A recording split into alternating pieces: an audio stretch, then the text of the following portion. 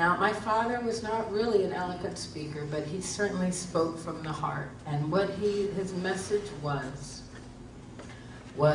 do you believe a man can change? He would often ask this of guys when he would talk to them in the prison, and he would get up to a guy and he'd say, is the world a better place because you're in it? Or have you taken from the world, from society, and left a hole in time? It's important to know where you came from and what legacy you need to leave behind as you go. For you guys that are here in our programs, you're here because an inmate just like you wanted to do something different for the men behind bars. Simple as that. I remember him just standing there and just looking around, and he was so excited because in his eyes, in his vision, he saw the bridge. And over the years, since 1980, he built that bridge. Working with the Department of Corrections, he said, I want to work with inmates. You got to give me inmates. That was unheard of at the time. I mean, think about this. You have a guy who is still on parole. Okay, he still had his parole dates following him up until just about 1980, because he had a 22-year sentence. And he wanted custody of inmates so that he could work with them before they got out and help them bridge out. And believe it or not, the Department of Corrections was crazy enough to do that. We had the very first private contract for inmate treatment in the system ever. We invented the process. And since then, the bridge has had over 95 different contracts with the Department of Corrections and as many as 15 different facilities in this state alone. That is enormous. At this time, even now, we have 1,500 men and women in various levels of custody in our care around the state.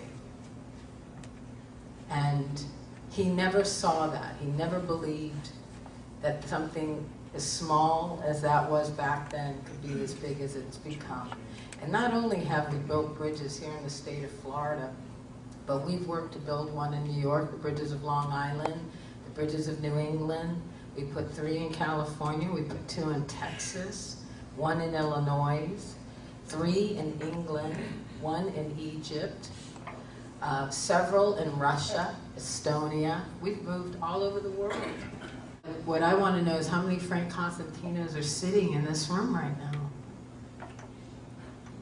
Because that's why he has this place, the bridge, so that guys could come and get what they need, get healed up, go back into society and be the role model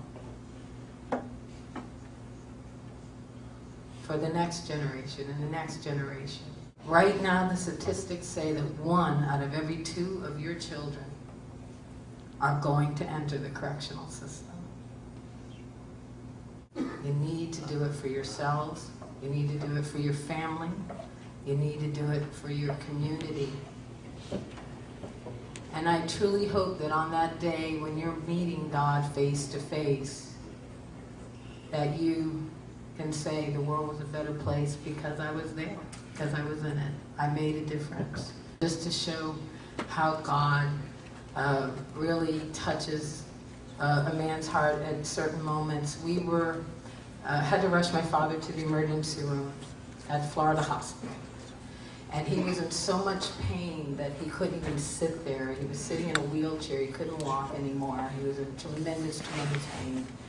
And he was waiting to be admitted, which would be his last admission. And a young girl came out, young girl saying about 30 years old, 35 years old. And she said, are you Frank Constantino? And she kind of looked at him. He was so pale and thin and gray, it was hard to recognize. And he looked up at her and she said, she was in her nurse's uniform and all, and she said, leaned over and whispered towards him, she said, You don't know me or you may not remember me, but I was one of the females in your treatment facility in Orlando, and I got out and I'm doing okay, and I got my nurse's license back, and I've been clean and sober for the last 5 years. And that moment when he just sat and wept was to remind him. I run into people all the time, in the oddest of places, grocery stores, restaurants, doesn't matter, that will come up to me and Charles and say, I was at this bridge, or I, saw Frank here, or spoke here, or I was in one of your programs and I'm out and I'm doing okay. And that makes me so proud to be a part. I feel so honored to be a part of this legacy and have committed the rest of my natural life to forwarding this mission because I believe in it. I was raised in it. I understand it, and I'm going to carry it on. But I can't do it alone. There are just, right now, there's over 100,000 men incarcerated in our system. There's 700,000 men in various levels of criminal justice in this state alone. 400,000 in DJJ. We're starting now to reach out into the youth because 90% of those youth are going to enter into the criminal justice system. We got a lot of work to do, guys. And nobody has the kind of power you, men and women, do. When you can go up to these men and women, and these even children, and say, I've been there, I've done it, I survived it, and I'm on the other side. Because you bring a hope to the table that nobody else does. And I want to leave you with this thought. It was one of the last conversations I had with my dad. And I was kind of asking him for any parting wisdom that he might have.